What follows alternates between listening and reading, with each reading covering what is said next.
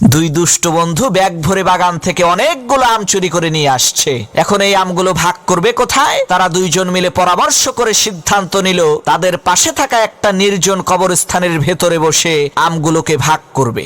যে কথা সেই কাজ।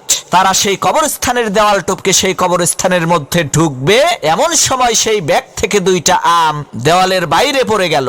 যাই হোক, তারা তাদের সিদ্ধান্ত অনুযায়ী আমগুলোকে ভাগ করতেছে। দোস্ত, একটা তোর একটা আমার, একটা তোর একটা আমার।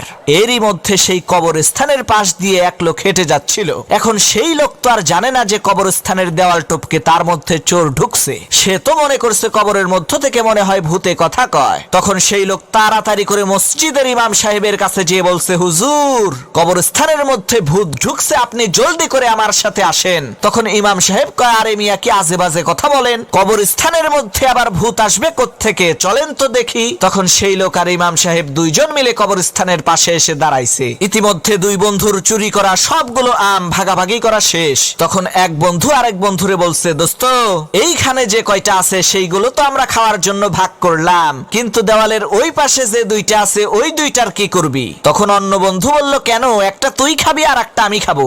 দুই চোর বন্ধুর এই কথা শুনে দেওয়ালের ওই পাশে দাঁড়িয়ে থাকা ইমাম সাহেব আর সেই লোক প্রচন্ড ভয়ের চোটে লুঙ্গি মাথায় নিয়ে বাড়ির দিকে দৌড়াচ্ছে আর বলছে, ওরে রাক্ষস, তোগরে দুইজনের পাও ধইরা মাপ চাই, আমারে খাস না রে, আমারে খাস না।